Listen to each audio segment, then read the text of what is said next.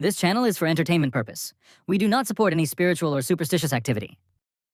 उर्दू आज हम एक ऐसी कहानी के बारे में बात करेंगे जिसमें एक वीरान पार्क की होगी. English. Today we will talk about a story in which a deserted park. वो पार्क जो बंद था, लाहौर के पुराने इलाके में एक पार्क था, गुलबाग. कभी ये शहर की रौनक था. बच्चे यहाँ खेलते, बुजुर्ग बेंचों पर बैठते, फूल खुलते. लेकिन 1989 के बाद इस पार्क के दरवाजे बंद कर दिए गए और कोई नहीं जानता कि क्यों. आज रात तारीख थी 31 अक्टूबर. 3 दोस्त उस पार्क की दीवार फांदकर अंदर जाने का इरादा रखते थे. आसिफ, नादिया और कामरान, तीनों कॉलेज के तालिब इल्म, तीनों बेखौफ, तीनों बेवकूफ. बस पुराना पार्क है, कामरान ने कहा. डरने की कोई बात नहीं. आसिफ ने टार्च जलाई. रोशनी की लकीर अंदर गई और अंदर से कुछ रोशनी वापस न आई, जैसे अंधेरा उसे निगल गया हो. नादिया ने हाथ रोका. रखो, क्या तुमने सुना? पार्क के अंदर से आवाज आई, किसी बच्चे के हंसने की आवाज. रात के 2 बज रहे थे. झूला जो खुद चल रहा था.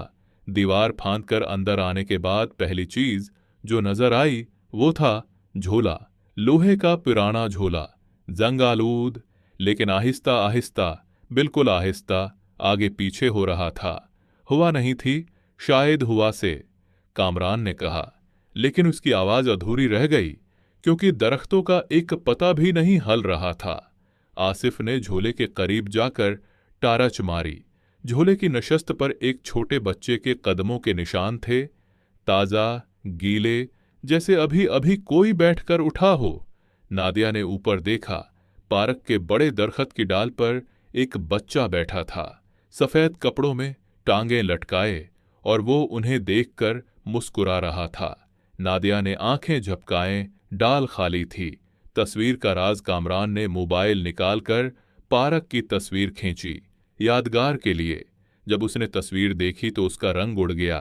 तस्वीर में आसिफ और नादिया साफ नजर आ रहे थे, लेकिन उनके पीछे धंधले दरख्तों के बीच में 10-12 बच्चे खड़े थे, सब सफेद लिबास में. सब एक ही समत देख रहे थे, कामरान की तरफ. ये फोटो में कौन है? कामरान की आवाज कानप रही थी. आसिफ ने फोटो देखी, फिर आंखें उठाकर सामने देखा. दरख्तों के दरमियान अंधेरे में कोई नहीं था. नादिया ने कहा, कामरान, फोटो डिलीट करो अभी. कामरान ने फोटो डिलीट करने की कोशिश की, लेकिन फोटो डिलीट नहीं हो रही थी. और हर बार जब वो फोटो खोलता, उसमें बच्चों की तादाद एक एक बढ़ती जा रही थी. मेरी गो राउंड पार्क के बीचों बीच एक पुराना मेरी गो राउंड था, वो गोल घूमने वाली सवारी जो बच्चे बहुत पसंद करते हैं. वो घूम रहा था, आहिस्ता लेकिन बाकायदा. उसका मूसीकी वाला डब्बा भी चल रहा था, एक धीमी पुरानी लॉरी जैसी धन. ये कैसे चल रहा है? यहां बजली नहीं है, आसिफ ने चीखते हुए कहा. नादिया ने गौर से देखा. मेरी गो राउंड के घोड़ों पर अंधेरे में छोटे छोटे हाथ पकड़े हुए थे. पूरी तरह नहीं नजर आ रहे थे, लेकिन थे जरूर. मेरी गो राउंड का चक्कर पूरा हुआ और रख गया. मूसीकी भी रख गई. अब गहरी खामोशी थी और इस खामोशी में एक आवाज अभरी.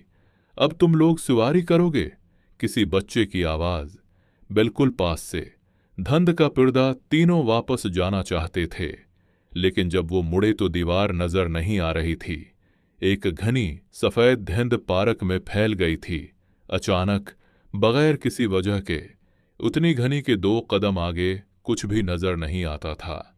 हम जिस तरफ से आए थे वो उधर था, कामरान ने कहा. नहीं, उधर था. आसिफ ने अल्टी समत इशारा किया.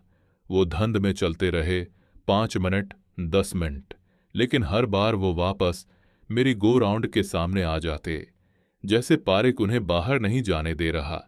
धंध में उनके चारों तरफ कदमों की आवाजें आ रही थीं, छोटे हल्के कदम, घास पर बहुत से कदम. वो हमारे गर्द घूम रहे हैं. नादिया ने सरगोशी की. उसका चेहरा पेला पड़ गया था.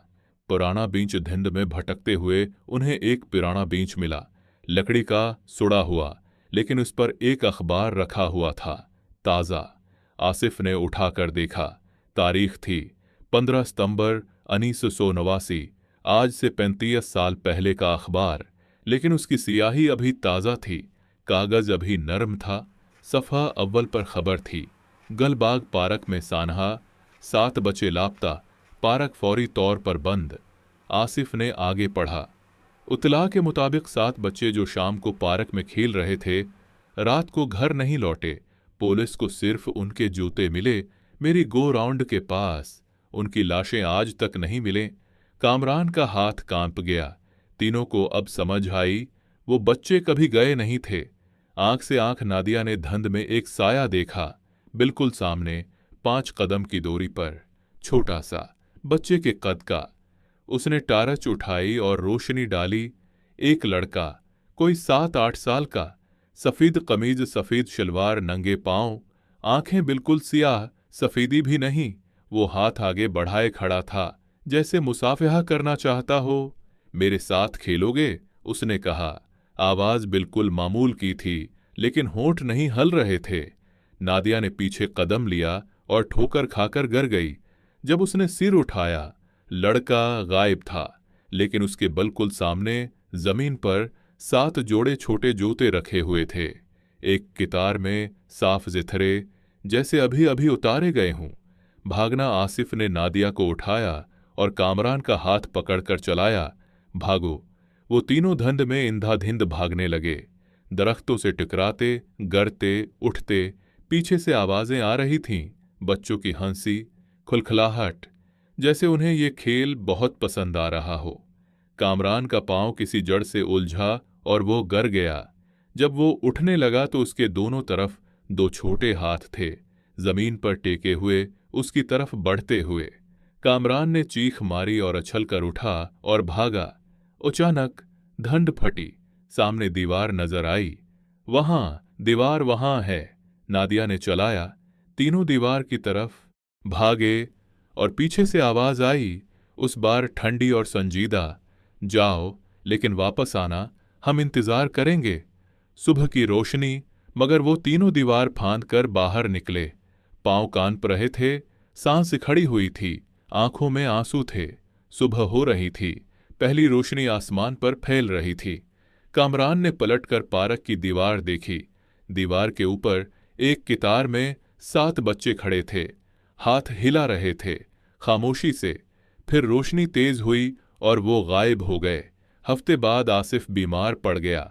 बुखार, बेहोशी, बड़बड़ाहट। वो नींद में कहता, आ रहा हूं, आ रहा हूं। नादिया को हर रात ख्वाब आता, वो पार्क में है और बच्चे उसका हाथ पकड़कर मेरी गो राउंड पर बैठा रहे हैं। और कामरान के मोबाइल में वो फोटो जो कभी डिलीट नहीं हुई, अब उसमें 3 नए चेहरे थे, आसिफ, नादिया और कामरान के चेहरे, सफेद लिबास में, दूसरे बच्चों के साथ खड़े हुए। Thank you for watching.